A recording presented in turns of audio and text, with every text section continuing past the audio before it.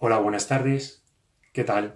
Y bienvenidos a una nueva sesión de jornadas virtuales multidisciplinares de la UCAP. Eh, Vamos a hacer un poquito, os voy a explicar un poco de qué va. Bueno, seguro que ya algunos ya habéis estado en alguna de las sesiones. Y bueno, estamos continuando justamente, hola, encantado a todos los que os estéis conectando. Estamos justamente, ¿de acuerdo? Pues eso, dando estas sesiones así un poco multidisciplinares en la UCAP, justamente, bueno, pues eso, para acercaros en vuestra casa a temas que pueden ser relevantes, ¿de acuerdo? Entonces, eh, lo que vamos a hacer o lo que vamos a empezar en un momentito es en esta sesión es justamente hablar de la nanotecnología, un poquito qué es, pues cada vez se empieza a oír más, ¿de acuerdo? Y el papel crítico que tiene en la medicina del futuro, ¿de acuerdo? Porque, bueno, ya os pondré algunos ejemplos ahora cuando empecemos, ¿de acuerdo? Pero si habéis visto, cuando se habla también ahora del COVID, del coronavirus, se habla de que se están desarrollando nanopartículas que pueden permitir una detección más rápida, etcétera. ¿De acuerdo? Entonces, bueno, esta sesión, ahora cuando empecemos, justamente, ¿de acuerdo? Va a estar justamente enmarcada dentro de lo que son las jornadas multidisciplinares, ¿de acuerdo? Que se está realizando siempre a las 7 durante todo el mes de mayo y seguramente todo el mes de junio, ¿de acuerdo? Y como os digo, vamos a hablar de la nanotecnología, su papel crítico que va a tener en la medicina del futuro y sobre todo una cosa que veremos que se llama medicina personalizada, que se está empezando a desarrollar y que va a venir a salvar muchos de los problemas que existe actualmente con la medicina. Bueno, mi nombre, para que no me conocéis, es David González Calatayud, ¿de acuerdo? Soy doctor en química, soy profesor del máster de biotecnología agroalimentaria de la UCAP y también soy investigador contratado, ¿de acuerdo?, en el Consejo Superior de Investigaciones Científicas, en este caso en el Instituto de Cerámica y Vidrio. Especialidad, química y materiales, sobre todo para desarrollo de nuevos dispositivos electrónicos y de nuevas terapias para la detección precoz de cáncer. ¿De acuerdo? Y bueno, os quiero acercar un poquito a ese campo. Se habla mucho de nano y bueno, quiero que a los que estáis en online, a lo que me veáis luego, es acercaros justamente es eso, qué significa nano, porque se habla de nanotecnología, o por ejemplo, se habla de los quantum dots o de la tecnología quantum en las televisiones, los QLEDs, qué significa todo eso, ¿de acuerdo? Bueno, pues vamos a empezar justamente con esta sesión, ¿de acuerdo? Y, lógicamente, la primera pregunta que nos podríamos hacer es, ¿qué es nanotecnología? ¿Qué significa la palabra nano? ¿De acuerdo? En el mundo cotidiano estamos acostumbrados ya a los términos, ¿de acuerdo? Que hacen o referencia a grandes dimensiones. ¿Por qué? Por la tecnología. Estamos hablando de mega o de giga o de tera, porque estamos hablando de megabytes, gigabytes, terabytes. Estamos acostumbrados un poco a saber a qué nos estamos refiriendo. Pero ¿a qué nos referimos cuando utilizamos justamente la palabra nano? Nano estamos hablando de escalas justamente al contrario, muy, muy pequeñas. Pero ¿cuánto de pequeñas? Es decir, veréis muchos vídeos que hacen símiles, pero vamos a hacer una comparación un poquito más gráfica. ¿Qué es nano? ¿Por qué? Vamos a ver qué es esa definición. ¿Qué es nano? Si nosotros nos preguntamos qué es nano, pues fijaos, los átomos, las dimensiones de los átomos, estamos hablando de una unidad que se llama angstrom. Pues 10 angstroms, más o menos, o sea, 10 veces la unidad más pequeña, que es con lo que se miden los átomos, es justamente el qué? Un nanómetro. Es decir, un nanómetro son 10 angstroms. Vale, pero eso nos seguimos haciendo, no nos hacemos una idea. ¿Qué es nano en verdad? Pues fijaos, si esto fuera una célula, ¿de acuerdo? Una célula nuestra, un glóbulo blanco, ¿de acuerdo? O un linfocito, podríamos decir que una bacteria podría ser esta canica que tengo aquí, ¿de acuerdo? Pues bien, la bacteria sigue siendo, ¿de acuerdo? Si os lo pongo aquí, la bacteria, y os lo muestro aquí, ¿de acuerdo? Aquí tenemos una célula, esto sería lo que sería el tamaño de una bacteria, y cuando habláramos de nanopartículas, las nanopartículas serían esa perlita que he puesto ahí. Fijaos, comparado con una célula nuestra, de acuerdo, en nuestro cuerpo, las nanopartículas son muy, muy pequeñas. ¿De acuerdo? Y esa es la dimensión que estamos hablando. ¿Y por qué son tan pequeñas? Porque todo cuando nos referimos a nano estamos hablando que tiene dimensiones por debajo ¿de qué? De 100 nanómetros. Por debajo de 100 nanómetros estamos hablando de estas nanopartículas. ¿Y por qué interesa nano? Porque me podéis decir, jo, los átomos ya son pequeños, la molécula, los medicamentos son pequeñitos. ¿Por qué estamos hablando de esta dimensión de nano? Pues justamente estamos hablando de esta dimensión de nano porque en este rango aparecen una serie de propiedades únicas que no tiene el resto de las cosas. Es decir, ni nuestras células, ni esta madera, ni nada tiene las propiedades únicas que puede tener una nanopartícula. Por ejemplo, si estamos hablando de que yo tengo una nanopartícula de oro, todos os imagináis el oro como lo que yo tengo aquí en el anillo. El oro es un metal inerte que no reacciona, que tiene brillo, que es este brillo de color dorado. Bien, si yo cojo esto y lo reduzco en tamaño muy, muy, muy pequeño, en partículas muy pequeñitas de oro, ese oro ya no es inerte. Ese oro va a reaccionar de modo muy rápido y su color va a cambiar y van a ser rojas. Y no estoy hablando de que tenemos un átomo de oro, estoy hablando de que tenemos partículas de oro metálico muy, muy, muy pequeñitas, es decir, nanopartículas de oro. Entonces eso es lo que se descubrió. ¿Por qué interesa ahora tanto lo nano? Interesa tanto lo nano porque la materia exhibe unas propiedades únicas cuando reducimos tanto el tamaño que lo tenemos aquí. Y encima ya sabemos controlarlo y veremos que gracias a esto, estas nanopartículas en medicina se pueden meter dentro de las células. Y eso nos va a dar una serie de aplicaciones muy, muy relevantes. Pero quiero entrar un poquito más en detalle, ¿de acuerdo? ¿Por qué cuando reducimos el tamaño aparecen esas propiedades únicas? Y os voy a poner un ejemplo gráfico. Un ejemplo gráfico con este trozo de patata que tengo aquí, que lo veréis. Esto podríamos decir, ¿de acuerdo? Que es algo que es a la escala pues, a la que vemos. Imaginaos que empiezo a cortarlo, ¿de acuerdo? En cubitos, ¿de acuerdo? Mucho más pequeños. Es decir, directamente lo que voy a hacer ahora es, lo voy a cortar en cubos. ¿De acuerdo? ¿Qué estoy consiguiendo con esto? Si os fijáis, al hacer esto, lo único que estoy haciendo es, no solo estoy reduciendo el tamaño, ¿de acuerdo?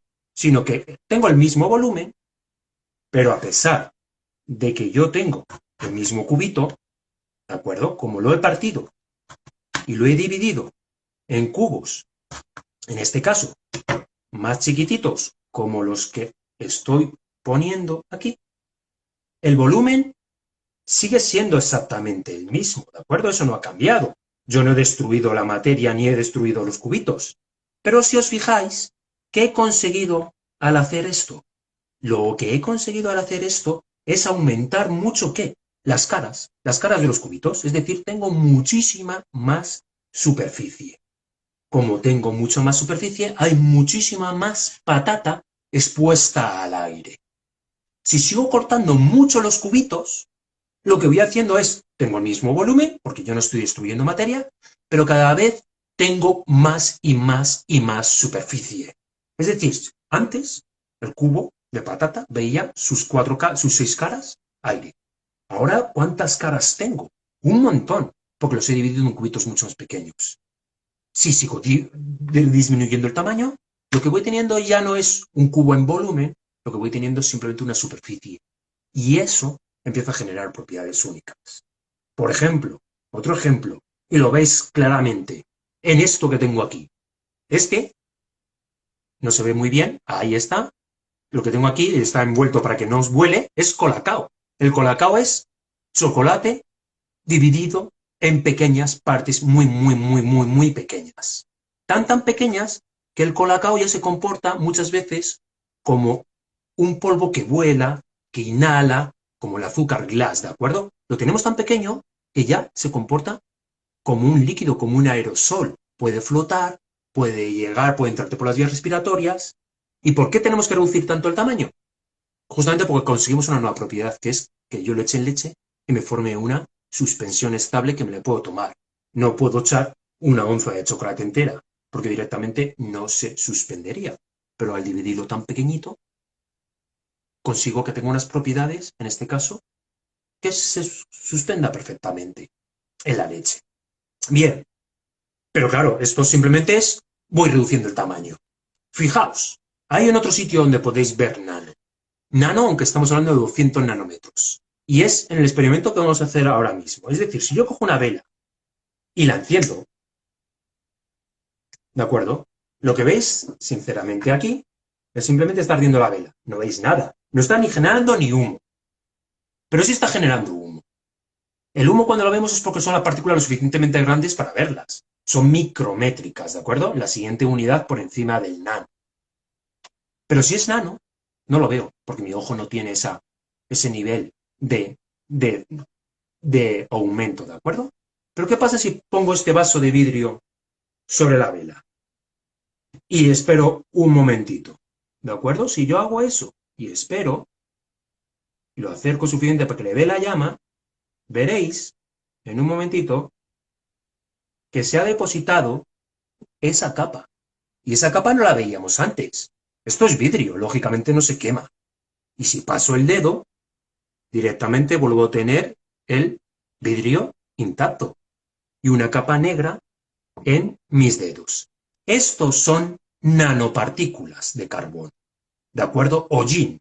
Cuando la vela está encendida ni las vemos, directamente flotan y se meten en nuestras vías respiratorias y yo estoy inhalando lo que es esto. Es una nanopartícula. Flota, pesa poco, se la lleva al aire y tiene unas propiedades diferentes al carbón. Lógicamente, esas propiedades que os he dicho que las hace diferente, también hace que el hollín sea tóxico, se meta en los alveolos pulmonares y nos pueda producir determinados tipos de enfermedades.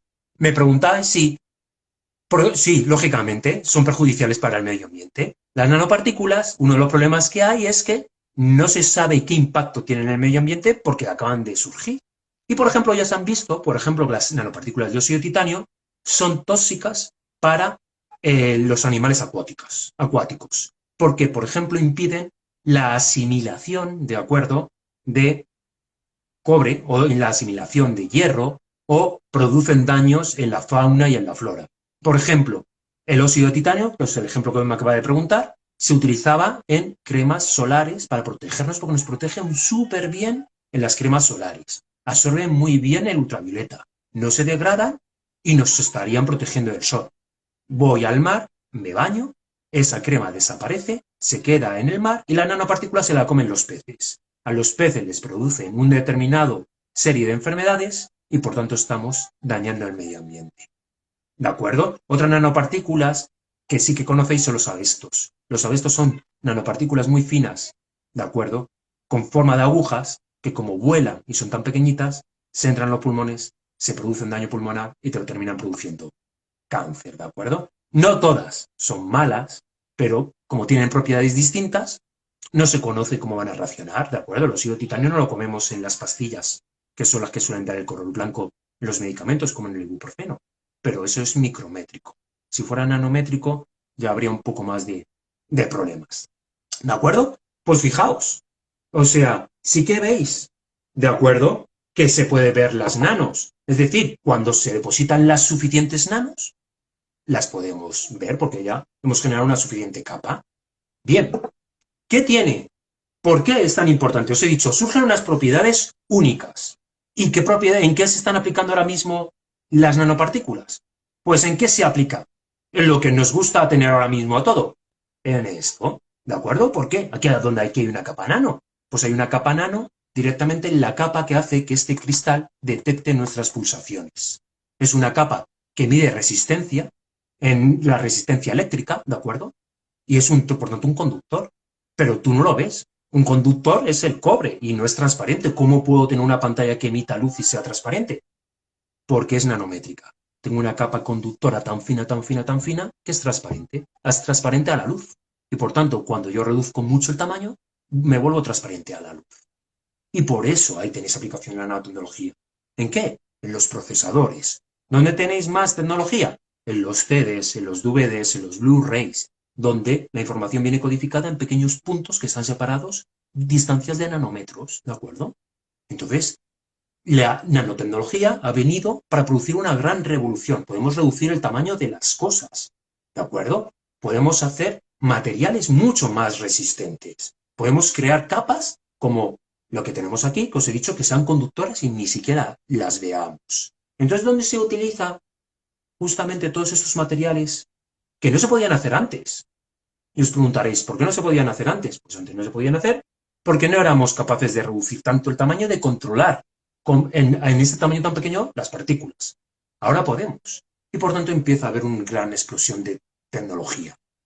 Como os he dicho, lógicamente en informática y telecomunicaciones, en memorias, en hacer cada vez memorias de almacenamiento, pendrive de 1 tera, cada vez más información en menos espacio, lógicamente, ¿de acuerdo?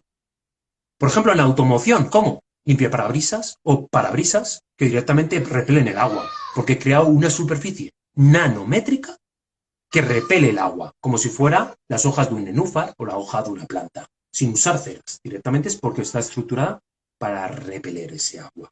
¿De acuerdo? En biotecnología, lo veríais hace poquito con la crisis de la eh, listeriosis, ¿de acuerdo? Donde se generó un plástico que mataba al 99% de esas bacterias. ¿Por qué? Era un plástico que tenía nanopartículas que iban liberándose poquito a poco y producía la muerte de la bacteria. ¿De acuerdo? Entonces ahí lo tenéis en biotecnología agroalimentaria en este caso. En industria médica y farmacéutica las aplicaciones son muy grandes y entraremos a verlas, ¿de acuerdo? En industria aeroespacial, lógicamente, tenemos los nanotubos de carbono, está el grafeno, que es decir, materiales con gran resistencia, muy ligeros y muy inertes, que vienen a salvar justamente ese problema de venir a sustituir acero o vienen a producir materiales que son aislantes térmicos mucho mejores. Por ejemplo, en la industria textil se está utilizando nanopartículas porque matan los malos olores. Imaginaos que tenemos un tejido. Pues hay un tipo de nanopartículas, en este caso de plata, que lo que hace es matar las bacterias. Entonces, si yo tengo las nanopartículas bien integradas en el tejido, esas bacterias que producen el mal olor mueren, no les gusta. Por lo tanto, esas prendas no generan mal olor. ¿De acuerdo? Hace unos años se comercializaba Samsung lavadoras que tenían nanopartículas de plata por dentro, para que al lavar la ropa, aunque la dejaras húmeda, las bacterias, como no les gusta la plata porque es un bactericida, se murieran. ¿Por qué tienen que ser nanométricas? Porque la plata, para que sea bactericida de un modo eficaz, tiene que ser lo suficientemente pequeña para poder interaccionar con la bacteria. No la plata metálica como la vemos normalmente. Volvemos a lo mismo. Reducir mucho el tamaño produce efectos no esperados. ¿De acuerdo? Más aplicaciones que tenemos, ya os he dicho, en informática, en telecomunicaciones, en coches, en biotecnología, en medicina, que entraremos a ver. En aeroespacial, lógicamente, recubrimientos cerámicos, etcétera. En textil, lo que os he dicho, o ropa que no se manche. Tiene un tratamiento nanométrico que no se ve, porque si no, entonces lo veríamos y no podría tener color, que directamente lo que hace es repele las manchas, impide que se moje algo. ¿De acuerdo? Ahí lo tenemos. ¿De acuerdo? ¿Qué más? En la industria cosmética, con el ejemplo, con la pregunta que me habíais hecho. Es decir, ¿qué pasa con las cremas solares? Las cremas solares ahora mismo se basan en compuestos, directamente con el tiempo se degradan y por eso tenemos que renovar la crema. Si yo hago una crema, en este caso hidróxido de titanio que no se degrada, directamente la tengo bien protegida a la piel y no tengo que estar renovándola. ¿De acuerdo? Entonces, el único problema es que no se podía movilizar en el agua, ¿de acuerdo? Entonces eso sí, hay que buscarle alternativas. Por ejemplo, en una aplicación medioambiental lo hay, ¿de acuerdo? Hay nanopartículas, en este caso son muy porosas, que sobre un suelo lo que hacen es capturan un contaminante, ¿de acuerdo? Entonces imaginaos que tenemos un suelo contaminado con cadmio. Entonces yo lo que es echar, en vez de un fertilizante, es echar ese tratamiento de esa nanopartícula, ¿de acuerdo? Directamente que lo que hace es captura solo el cadmio. Se une selectivamente solo al cadmio. ¿De acuerdo? Esa nanopartícula luego lo que se hace es un tratamiento o si lo agarra de modo muy fuerte, ese cadmio se queda inmovilizado y ya no tendríamos ningún problema con él. ¿De acuerdo? O, por ejemplo, también en medio ambiental se utiliza para no tener que controlar qué cantidad de fertilizante he hecho. Imagínate que me paso echando fertilizante. Ese fertilizante lisibia, se va a las aguas de los ríos o a las aguas al nivel freático y me contamina las aguas con el fertilizante.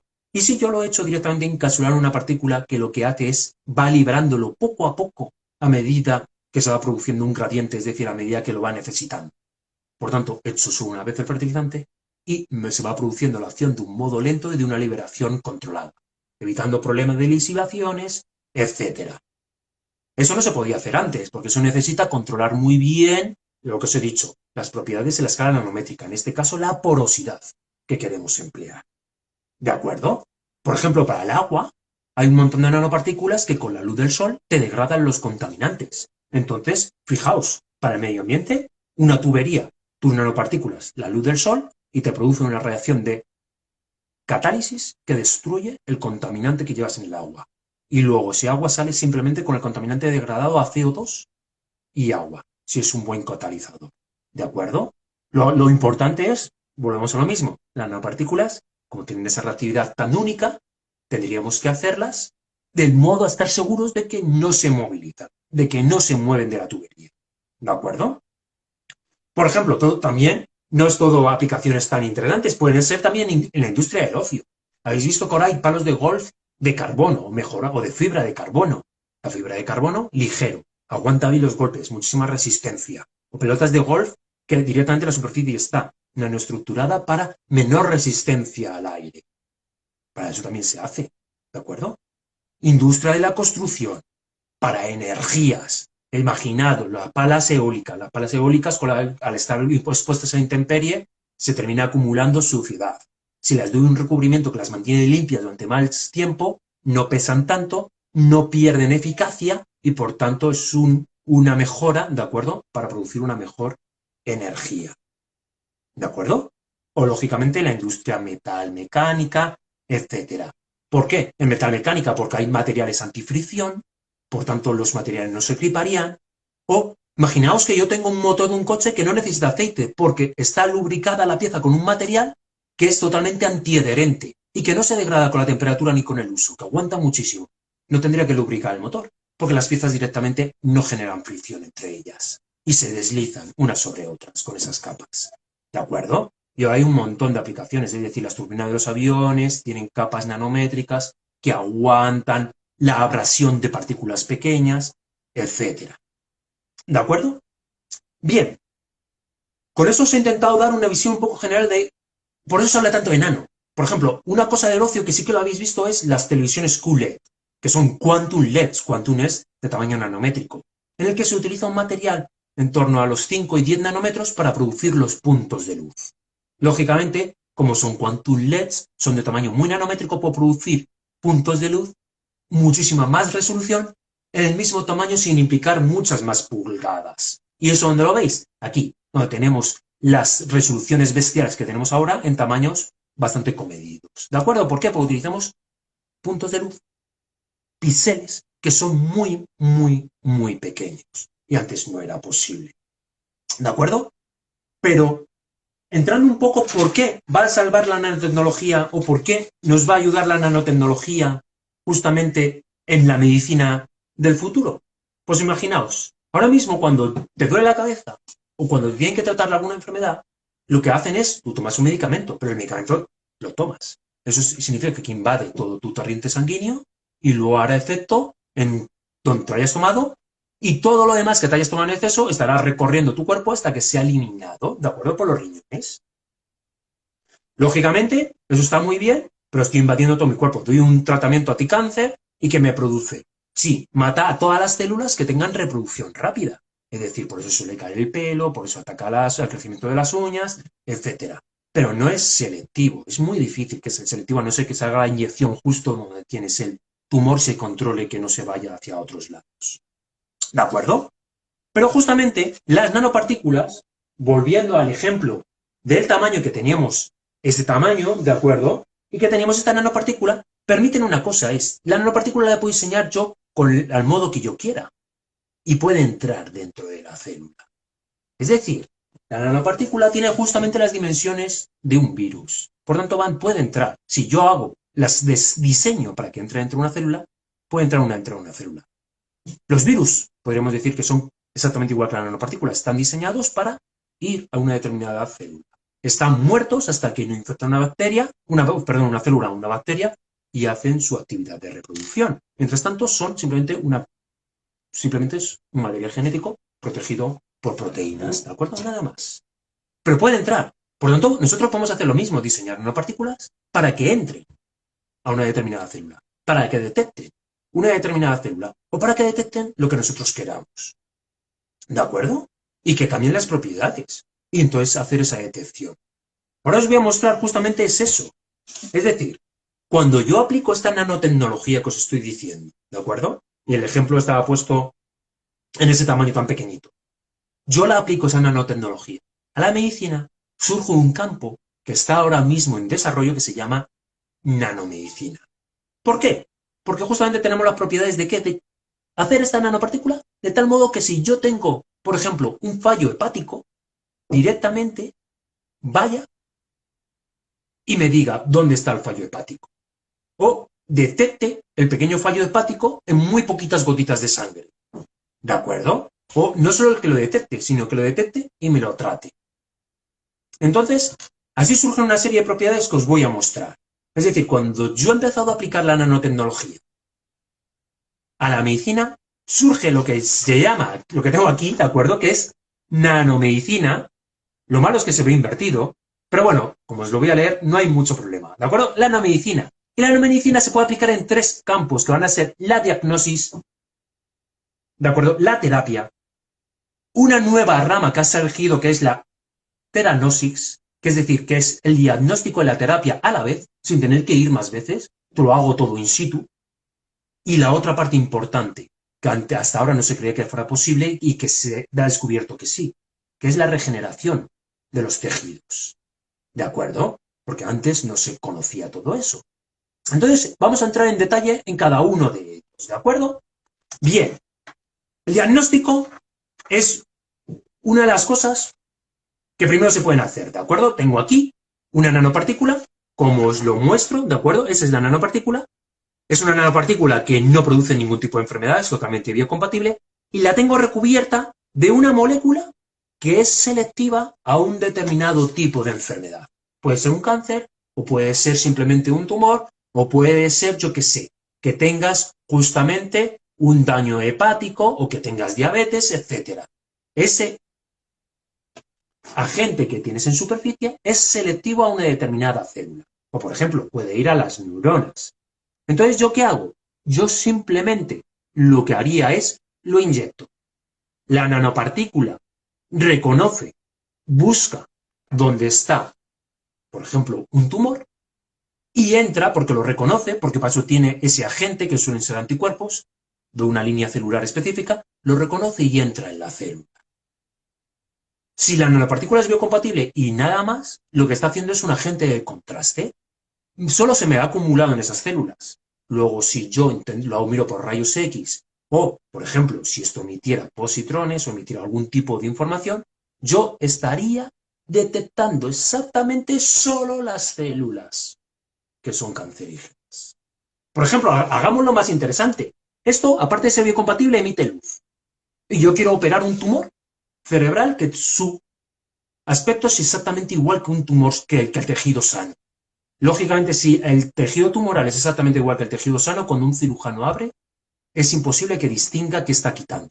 Y normalmente, ¿qué se hace ahora? Se quita de más. Con las imágenes que tienes previas, te haces una idea de dónde está y quitas de más para asegurarte que has quitado todo el tumor. Imaginaos que yo he metido esto para hacer la diagnosis. Solo me hallo las células cancerígenas y esta partícula aparte emite luz. ¿De acuerdo? Entonces yo directamente cuando abro, lo irradio con una fuente de luz, esa partícula me emite luz y simplemente en las zonas que se estén iluminando sé que ahí está el tumor. Por tanto, tendría una ayuda visual para hacer esa diagnosis. ¿Hace falta que meterlas dentro para esa diagnosis? No, que es para lo que se está utilizando actualmente. Yo os pondré un ejemplo. Actualmente se está utilizando en el NanoIndea, ¿de acuerdo? Que han hecho para detectar el COVID. ¿Por qué? Han diseñado esta nanopartícula de oro, ¿de acuerdo? Que tiene estos grupos alrededor. Esta nanopartícula de oro con estos grupos alrededor está en suspensión en agua. ¿Qué pasa? si hay COVID, si está la secuencia de genética del virus, esta secuencia genética, y solo con esa secuencia genética, se une a estos grupos. Hace que pierda parte de la forma que tenían y ya no es estable. Como no es estable, este color rosa de repente vemos que se ha caído y solo está abajo del todo. Por tanto, un cambio en la propiedad, es decir, de estoy suspendido a de repente ya no estoy suspendido, me he caído, te acaba de decir en un test súper rápido que tú tienes COVID porque ha detectado de modo selectivo que hay ARN. ¿De acuerdo?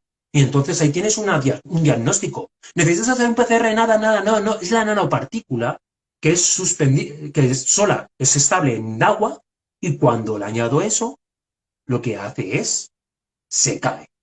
Y por tanto lo he detectado. O imaginaos, yo necesito detectar un tumor en sus fases iniciales y solo tengo un marcador en sangre que es muy poquito concentrado. Yo puedo añadir a esa sangre nanopartículas que lo que hagan es interaccionar con ese marcador y lo capturen. Por tanto, todo ese marcador ahora estaba recubriendo mi nanopartícula. Si yo centrifugo y obtengo la nanopartícula, acabo de concentrar el marcador y puedo detectar ese tumor en las fases iniciales cuando es muy difícil detectarlo con los medios actuales. ¿Por qué? Porque utiliza una partícula que es selectiva y que está diseñada ¿para qué? Para poder suspenderla, porque es muy pequeñita, y que interaccione del mejor modo con el medio sanguíneo para capturar. Entonces, ahí tenemos justamente ese diagnóstico, ¿de acuerdo? Un diagnóstico previo, anterior, ¿es de acuerdo? Un diagnóstico que nos permite poder detectar enfermedades mucho tiempo antes. E imaginaos que tienes un tumor súper raro. Y decimos, joder, hay un tumor súper raro. Es difícil de detectar o de tratar. Este diagnóstico es selectivo porque tú puedes meter justamente los anticuerpos del paciente, ¿de acuerdo? Selectivos, y hacer por tanto que vaya el tumor de ese paciente. ¿Por qué? Porque estás usando justamente para recubrir tu nanopartícula, ¿el qué estás usando? Los anticuerpos del paciente, en este caso. Por eso medicina personalizada. Te adaptas, modificas la nanopartícula para que reconozca justamente las células de tu paciente. ¿Por qué hablamos también que podríamos tener terapia? Pues hablábamos también que podemos tener terapia porque, al igual que mi nano ha reconocido un sitio donde yo estoy enfermo, donde tengo células, por ejemplo, tumorales, si la nanopartícula me lleva el fármaco dentro, cuando llega a mi tumor, lo que hará es, lo reconocerá y liberará el fármaco. Por tanto, ¿qué hará? Me tratará el tumor. Y solo me lo liberará entrando en las células tumorales. Por tanto, no matará el tejido sano de alrededor, o su impacto será menor en ese tejido de alrededor. ¿De acuerdo? Y si hacemos las dos cosas, es decir, porque no cogemos el diagnóstico que tenemos aquí, lo combinamos con esto, que directamente me liberará el fármaco, y tenemos una partícula que me puede hacer las dos cosas, es decir, yo te la inyecto, sé dónde tienes el tumor, y sin hacerte nada más, en la misma sesión, libera el fármaco si tienes tumor. Si no tienes tumor, las eliminas por la orina.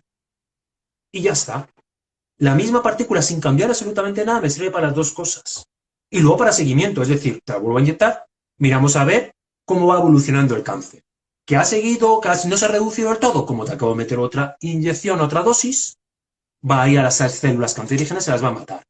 ¿Cuánto fármaco me va a liberar? El necesario solo, porque las nanopartículas solo van a ir a las cancerígenas. Cuando se hayan desaparecido la célula de cáncer, no me liberarán el fármaco. Por tanto, no tendré una sobredosis de ese fármaco. Y eso es justamente lo que se está llamando ahora como teranosis, y que antes no era posible. Es decir, es generar estructuras que tienen en su superficie, ¿de acuerdo? En esta superficie tan pequeña, varias moléculas que van a hacer distintas acciones. Y eso existe actualmente. Y se ha podido diseñar. Y os pongo aquí un ejemplo, ¿de acuerdo? Con el COVID que es tan actual actualmente, del INDEA, donde fabrican tests más rápidos para diagnosticar, ¿de acuerdo?, el COVID en sangre, ¿de acuerdo? Pero ¿cuál es la otra aplicación que os estaba diciendo? Que también es bastante interesante, ¿de acuerdo?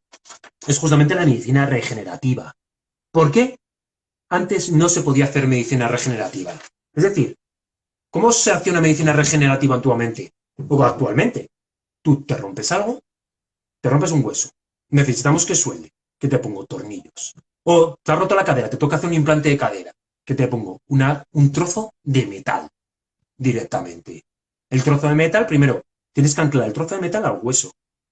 Que el hueso aguante y no dé rechazo de ese metal. Que el metal no se degrade. El coeficiente de dilatación del metal y del hueso no es igual. El hueso es un mineral, hidroxiapatita, y el metal tiene un coeficiente de dilatación mayor. El hueso no conduce el calor, el metal conduce el calor. El hueso se va a ir regenerando y está vivo, ¿de acuerdo? El metal no. Pero esos son los implantes que se hacen actualmente, de titanio, etcétera. ¿Y si el implante fuera mejor? ¿Y si fuera una cerámica? Es decir, ¿y si fuera una hidroxiapatita, igual que el hueso, con cavidades porosas y un recubrimiento que favorezca el crecimiento del tejido? ¿Qué haría ese hueso? Ese hueso que yo he metido sintético se empezaría a llenar y favorecer el crecimiento de las células sobre él. Empezaría a ser integrado dentro del cuerpo y formaría parte más de hueso porque es agradable a las células. Dicho de otro modo, actualmente se pueden diseñar materiales que tienen una superficie que les gusta a la célula. Una de las cosas que se ha descubierto es que, lógicamente, si yo pongo un metal, ahí la célula no va a crecer. ¿Por qué? Porque a la célula no le gustan todas las cosas. Si hay rugosidad, no les gusta. Si libera metal, no le gusta. Las células son muy sensibles a su medio. Pero si yo emulo con un material, exactamente lo que le gusta a la célula. Pues eso, por ejemplo, ha hecho que se pueda regenerar cartílago o que se puedan regenerar vasos sanguíneos. Es decir, yo puedo hacer una superficie que estimule el crecimiento. Y si estimula el crecimiento, puedo hacer que se regenere el tejido. ¿De acuerdo? Y así se están consiguiendo justamente avances ¿en qué? En hacer que neuronas crezcan sobre superficies, que emitan los axones, que crezcan los dendrímeros y que interaccionen entre ellas. ¿Por qué? Porque genera una superficie que está nanoestructurada y está adaptada al gusto de la célula. ¿De acuerdo? Es decir, ya vamos teniendo un montón de herramientas que nos han permitido ver que la superficie, es decir, que la morfología, la superficie de lo que toca a la célula es muy, muy, muy relevante. ¿De acuerdo? Entonces, con eso, justamente, el tratamiento del COVID, exactamente para detectarlo, es lo que os estaba diciendo. Es decir, se está aplicando nanopartículas, en este caso, de oro, para hacer una detección rápida. O, por ejemplo, yo estoy trabajando con nanopartículas de óxido y titanio que interaccionan con algunos marcadores del cáncer de mama, ¿de acuerdo? Justamente para capturarlo. Para parálisis cerebral también se intenta justamente, uno de los problemas cuando hay una ruptura de los nervios es que no se regenera. Y cuando intentas regenerarlo, lo que se generan son nudos o un crecimiento no controlado, y entonces las neuronas lo que hacen es como generar unas conexiones nuevas, pero no bien controladas, y generar lo que se llama como un nudo nervioso que impide justamente, ¿cómo se llama? Que impiden justamente establecer bien las conexiones. Si justamente conseguimos que se generen nuevas neuronas y que ese crecimiento esté controlado, se podría intentar regenerar otra vez la parálisis cerebral. Y si os fijáis, hay muchos estudios que han conseguido hacer que ratones vuelvan a andar, o incluso, si no se pudiera reparar, se podrían hacer electrodos que estimulen y que hagan de puente entre las neuronas cortadas, porque se pueden diseñar cada vez dispositivos mucho más pequeñitos, más nanométricos, ¿de acuerdo? Lo que me preguntas de los nanopartículas, sí, lógicamente necesitas siempre extraer el ARN del virus y tener suficiente cantidad. Aunque bueno, la precipitación es muy, muy, muy sensible. Entonces, ver turbidez o no ver turbidez en una muestra como lo que os he mostrado, es decir, ver esta turbidez y no verla, hay dispositivos ópticos que te consiguen detectar muy poquito. Por lo tanto, no necesitarías tener tantas cantidades de RNA. Con menos cantidad podrías detectar. También hay por cambios de color. ¿De acuerdo? Se generan microchips que detectan esos cambios. Y por eso se hace con esas nanos, porque las nanos se utilizan como un vehículo que nos ayuda a detectar. ¿De acuerdo? En este caso son de oro porque por eso tienen ese color rojito y se ve muy bien el cambio de color. ¿De acuerdo? Entonces, fijaos, ¿para qué se está utilizando actualmente otra puntera? Es cuando te tienen que meter un marcador, ¿de acuerdo? te tiene que meter un macarrón para hacerte una tomografía computacional, una tomografía, ¿de acuerdo? Para ver un tumor. Lo que te están metiendo actualmente es gadolinio. ¿Pero qué ha pasado con el gadolinio? Se te mete un núcleo que pese mucho. Perdón, para hacer por resonancia magnética nuclear. Me he equivocado. El gadolinio se utiliza para resonancia magnética nuclear porque es un núcleo que se ve por resonancia magnética. Entonces, si tú te meten ese con gadolinio y le das un contraste para ver tus órganos internos. Por los rayos X, los órganos internos son transparentes al rayos X. Entonces, te meten gadolinio y por resonancia magnética nuclear lo vemos. ¿Qué se ha detectado? Que el gadolinio produce cáncer. Pero de momento no se sustituye porque son mayores los beneficios que los perjuicios o el perjuicio puede crear el gadolinio. ¿Pero qué se ha visto? Que hay nanopartículas, en este caso de manganeso y de hierro, que justamente si son nanos van a entrar en las células, van a ser contrastes, no tienen esos problemas porque es hierro y manganeso que no son tóxicos, ¿de acuerdo? Y son muy buenas partículas de contraste.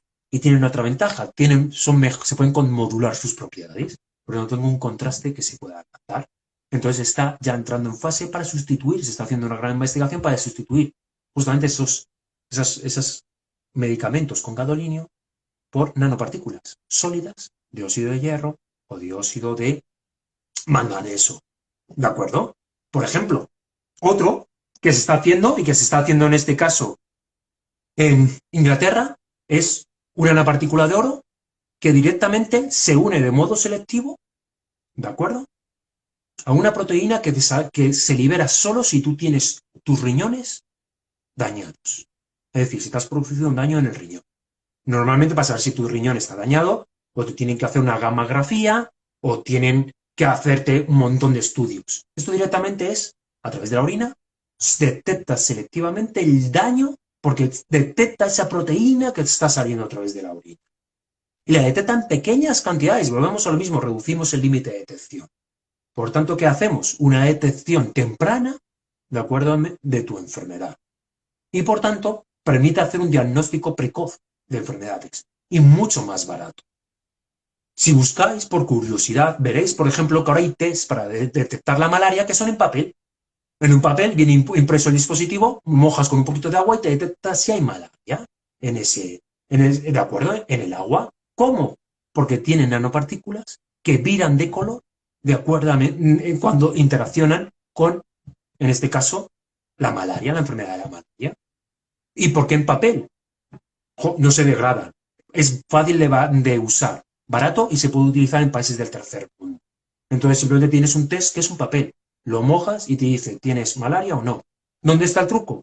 Que hay nanopartículas. Hay una partícula muy bien diseñada para poder reconocer esto.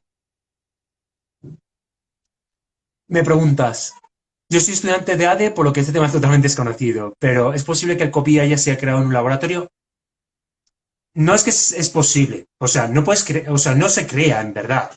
Puede ser que se estuviera estudiando con coronavirus de origen animal y porque no tuvieras unos buenos sistemas de seguridad, por ejemplo, yo qué sé, de repente es algo contaminado con la bata, se haya podido escapar de un laboratorio. Hombre, los accidentes ocurren, es raro, ¿de acuerdo? Porque tendría que sobrevivir y luego afectar esas enfermedades. Pero no lo puedes diseñar, es difícil diseñarlo así a medida. Tú lo que haces es estudias virus que ya existen, los aíslas, igual que se estudia el del ébola, ¿de acuerdo? Si tú tienes un laboratorio, hay muy poquitos en el mundo que pueden estudiar o manejar el virus de ébola, directamente ya hay un fallo y ese virus, por lo que sea, yo que sé, me salgo con una bata contaminada, los pongo, ahí es donde está el problema. Pero diseñarlos como tal, no, o sea, es mucho más complejo, es mucho más fácil casi extraerlo de la naturaleza, ¿de acuerdo? Pero sería raro, es muy raro, porque tienes que infectar a tu propia población y no sabrías si puedes controlarlo, ¿no? O sea, pero puede ser y puede ser que no, o sea, pero bueno, es difícil de saberlo, ¿de acuerdo? Pero bueno, ha habido, si os basáis en la historia, hubo la gripe española. Si os fijáis justamente, la gripe española, hay publicidad de Argentina de 1919 que tenían las mismas preocupaciones que tenemos ahora. Gente con mascarilla, lavándose las manos, manteniendo distancia, porque fue un virus otra vez que afectó a mucha población. O sea que las pandemias, bueno, una de las cosas que se puede decir es la evolución existe, ¿no? ¿De acuerdo? Hemos evolucionado. Los virus, lógicamente, también evolucionan. Por tanto, bueno, han evolucionado y nos infectan ahora mejor. Es la naturaleza, ¿de acuerdo? Entonces, bueno, es un modo de evolucionar. Pequeño inciso, a modo de curiosidad, si leéis esto, sí, una de las cosas que se ha descubierto hace poco es que nuestro material genético, mucho porcentaje de nuestro material genético son fragmentos de virus antiguos. Es decir, que nuestro ADN está formado por ADN de antiguos virus que hemos estado en contacto con ellos. Porque la mayoría de los virus, o muchos virus, no producen enfermedades o no los detectas. Entonces, se cree que los virus tienen alguna influencia en nuestra evolución, ¿de acuerdo? O en el proceso evolutivo. Y es una de las poquitas cosas que se está descubriendo actualmente. Mucho material genético nuestro proviene de virus, es de tipo vírico, ¿de acuerdo? Y lo tenemos integrado en nosotros. Y puede ser que nos ayude a luchar con determinadas enfermedades. ¿De acuerdo? Entonces, por eso tiene un montón de aplicaciones. Y una de las aplicaciones que también veréis en medicina es, por ejemplo, de nada, es simplemente. Sí, no, no. Se dice gripe española porque por una cosa histórica. Sí, sí. No, no, además no afectó a España como el país que más afectó. Fue mundial. Y lo que pasa es que estuvo con una serie de condicionamientos que se le llamó la gripe española. Pero no, no. Simplemente se fue como lo llamó la prensa. Además, el problema es que la gripe española afectó justamente después de la Primera Guerra Mundial. Europa había salido de la Primera Guerra Mundial. Había pocos medios, se cebó con la población, entonces, por eso, exactamente. No es gripe española, pero no es que surgiera en España. Es anecdótico, igual que cuando llaman la partícula de Dios al bosón de Gibbs, y Gibbs dijo, yo nunca he dicho esto, y ya, pero ya se ha quedado con eso. Pues esto es muy parecido, ¿de acuerdo? Y bien, entonces, otra aplicación que se está ahora aplicando con nanotecnología es, fijaos, los implantes dentales, ¿de acuerdo? Y los dientes. El empaste ahora se hace con cerámica. Los implantes, que el diente es muy parecido al diente real, es que no es que sea muy parecido, es que se hace con circón, ¿vale? Con óxido de circonio, dopado con itria, ¿vale? Para darle dureza, para que tenga la misma dureza y el mismo aspecto que los dientes. Y el implante cada vez va mejorando. Y ahora se estaba intentando ayudar justamente con esas nanopartículas que ayudan al crecimiento y células madres a que se regenere el diente. Es decir, te hago una inyección, te pongo las células madres que producen otra vez la regeneración del diente y te surge un diente definitivo como si tuvieras 7 8 años. ¿De acuerdo? ¿Por qué? Porque lo que haces es un factor de crecimiento, células madres y obligarlas a que generen diente. Y entonces ya no haría falta implante. Si se te cae un diente, te hago una inyección y generas un diente nuevo. ¿De acuerdo? Con el proceso largo de que salga y todo esto, pero bueno, mejor, imposible. ¿De acuerdo? Entonces, son y 48, prácticamente ya hemos llegado al final, y lo que os estaba diciendo, la nanotecnología, para concluir, va a dar lugar a otra cosa, que es, la nanotecnología es, yo fabrico esta nanopartícula y está descubierta. Ahora la necesito usar porque sé que esta es magnética y es un buen contraste para resonancia magnética, entonces es un buen contraste. Tú tienes un tipo de tumor raro que solo es para ti. Te saco sangre, veo qué indicadores son del tumor. Modifico esta partícula superficialmente in situ para que se adapte a tu tipo de tumor y te la inyecto. Me dice dónde está localizado y encima en una sesión y solo con el medicamento personalizado para ti. Y por eso va a ayudar a la medicina personalizada. Porque a modo de conclusión, uno de los estudios que está viendo es que los medicamentos, lógicamente, no nos afectan igual a toda la población.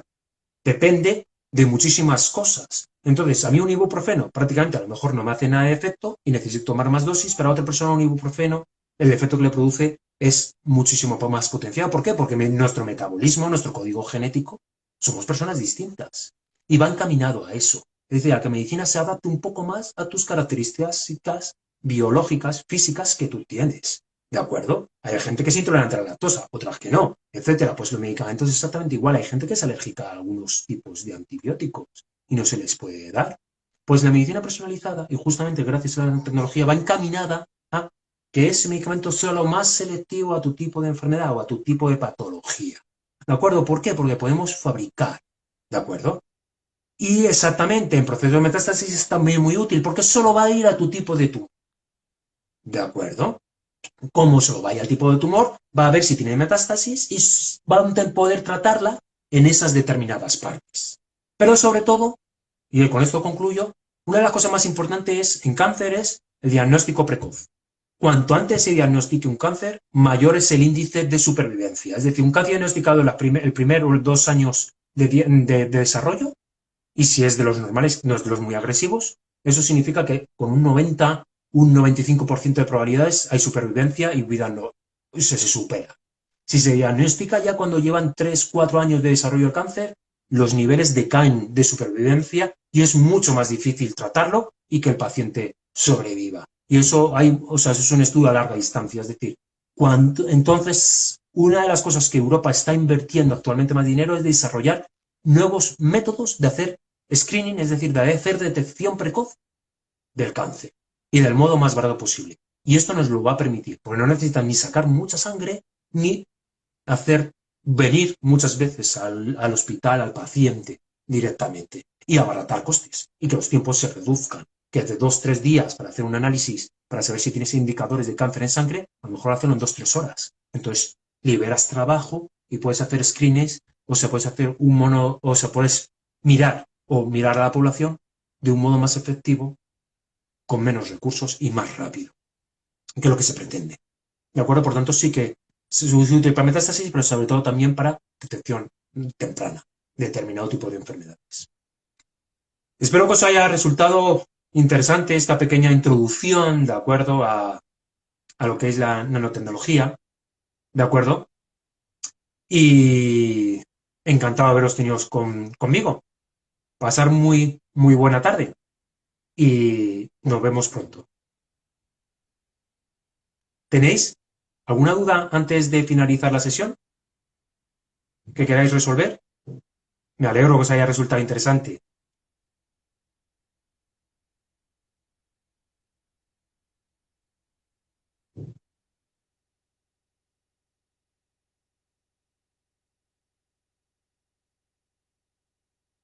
Me alegro que os haya gustado. Si tenéis cualquier duda, como tenemos un poquito de tiempo, estoy encantado de resolverlo.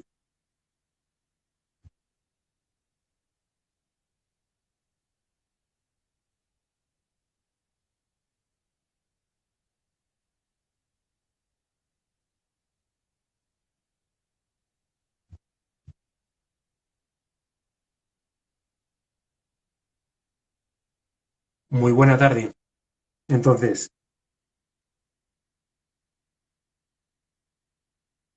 hasta luego y encantado.